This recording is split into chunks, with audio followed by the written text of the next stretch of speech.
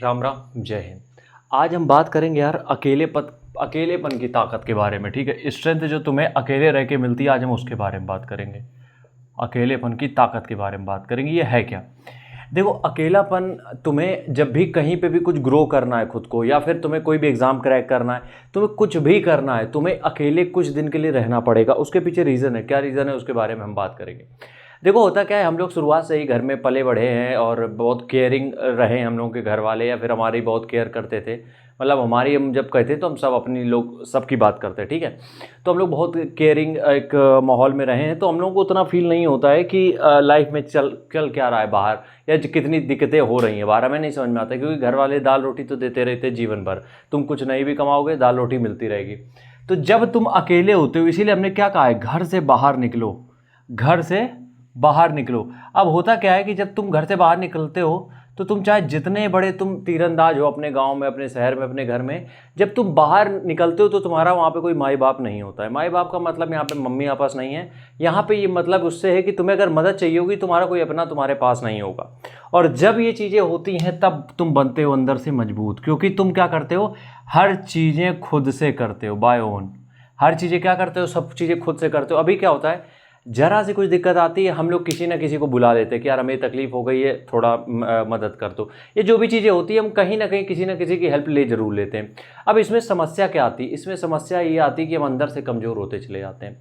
देखो, क्या कहते हैं कि जब भी भगवान किसी को बड़ा बनाता है, या फिर किसी को बड़े बनाने के लिए एक प्रोसेस रखता है, तो उसको पहले पीसेस में तोड़ देता है, वो ब्रेक कर देता है तुम्हें, उसके बाद वो तुम्हें बनाता है। तो वो जो ब्रेक है वो कहाँ मिलेगा, या फिर जो तुम टूटोगे वो कहाँ टूटोगे, जब तुम अपने घर से बाहर निकलोगे, अपने कंफर्ट जोन से बाहर निकलोगे।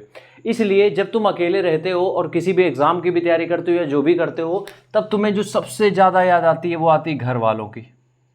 ठीक है, ये लोनलीनेस में क्या होता है, ये लोनलीनेस में होता ही है कि तुम्हें पता रहता है कि यार हमें कुछ करके ही जाना है, क्योंकि घर से बाहर आए।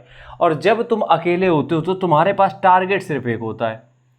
टारगेट सिर्फ एक होता है। मान लो कोई मेडिकल की तैयारी कर रहा है, कोई आईएएस की तैयारी कर रहा है, कोई एसएससी की तैयारी कर रहा है, जो भी कर रहा है, गोल तुम्हारे पास एक होता है। लेकिन उसके लिए हमें एटलीस्ट कुछ दिन, देखो जिंदगी भर तो अकेले रहने की जरूरत भी नहीं है, लेकिन एटलीस्ट कुछ दिन, क्योंकि हमारे गोल इतने बड़े भी नहीं है कि हमें प्रधानमंत्री बनना है। ठीक है, एटलीस्ट इतने दिन तो हमें अलग रहना पड़ेगा जब तक हम खुद को बना ना ले। और वो बहुत ज़्यादा होगा, 2 साल, 4 साल, मैक्स टू मैक्स 6 साल, इससे ज़्यादा नहीं। और जब तुम 6 साल इतना कर लेते हो, तो यकीन मानो तुम सिर्फ पढ़ाई नहीं कर रहे हो, तुम इस प्रोसेस में मजबूत भी हो रहे हो। क्योंकि क्या होता है, चाहे वो सरकारी नौकरी की तैयारी हो, कोई बिजनेस हो, कोई गेम हो, जब भी तुम करते हो, तुम वो चीज़ें जो मिल रही हैं उससे कोई मतलब नहीं होता, लेकिन उस प्रोसेस में जो तुम आदमी बन रहे हो वो एक अलग बात हो जाती है। इसलिए कोशिश करो कि कुछ दिन के लिए अकेले रहो, बाहर हॉस्टल लेके रहो, रूम रेंट पे लेके रहो, लेकिन कुछ दिन अकेले रहो। खुद से ही सब चीज़ें करने की कोशिश करो। कभी खुद से मतलब क्या आता है कि हर चीज़, अपना काम खुद से करने की कोशिश करो। तब तुम्हें थोड़ी घर वालों की भी वैल्यू होगी, तब तुम थोड़ा सा अंदर से मजबूत भी बनोगे कि आगे कोई डिटैचमेंट होता है तो इतनी तकलीफ ना हो फिर। इसलिए अकेलापन आदमी की स्ट्रेंथ है। राम राम, जय हिंद।